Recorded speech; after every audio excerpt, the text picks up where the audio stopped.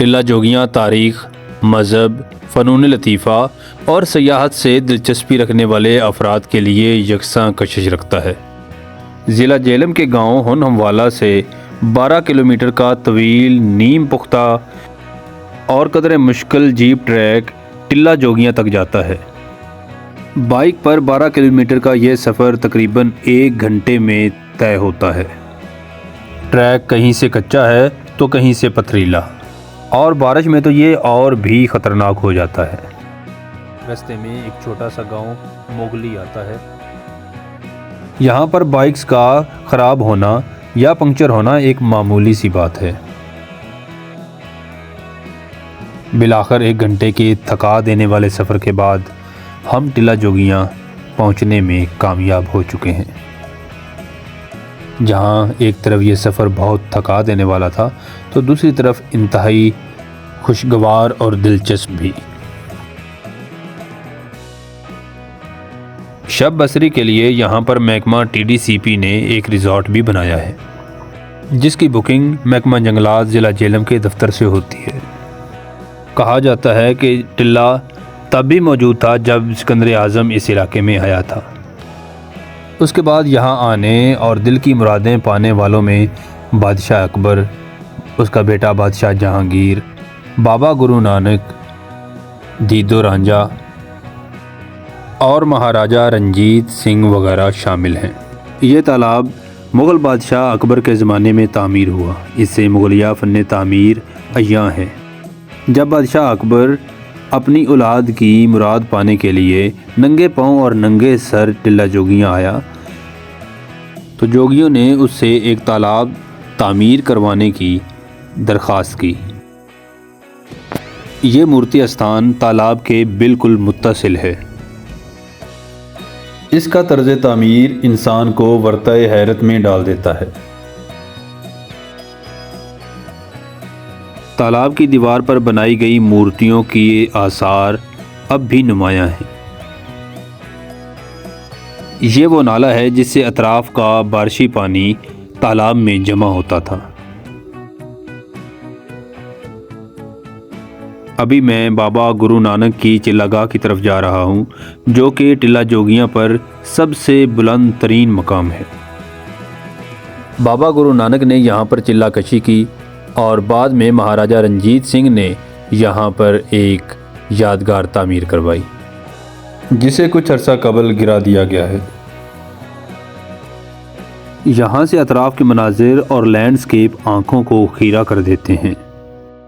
یہاں سے دریائے جہلم اور پیر پنجال کا نظارہ بھی کیا جا سکتا ہے، جو کہ آج بوجہ سموگ ممکن نہیں ہے۔ یہ تالاب مہاراجہ رنجیت سنگھ کے دور کی یاد دلاتا ہے۔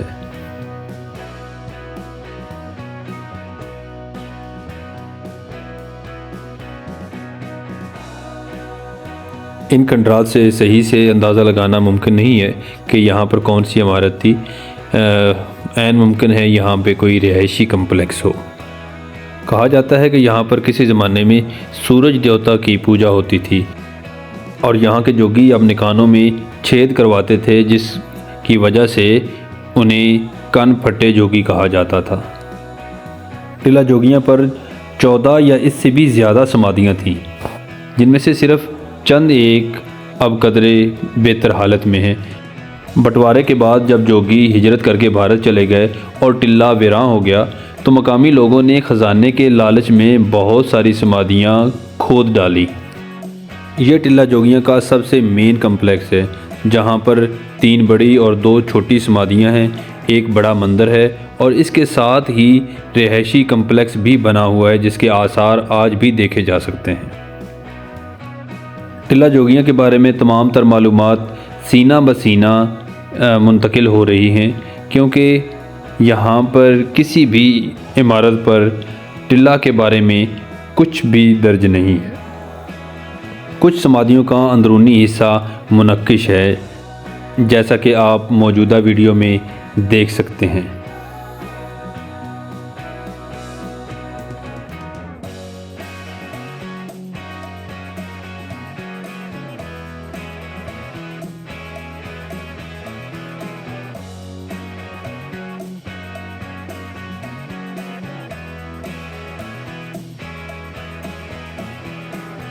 جا بجا کی گئی وال چاکنگ نے ان خوبصورت عمارتوں کی خوبصورتی کو گہنا دیا ہے۔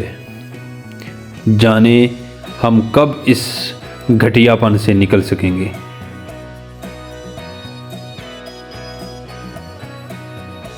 یہ سب سے اہم سمادھی ہے جس کے گنبد کا طرز تعمیر سب سے منفرد ہے، اور یہی سمادھی عموماً تصاویر میں دکھائی جاتی ہے۔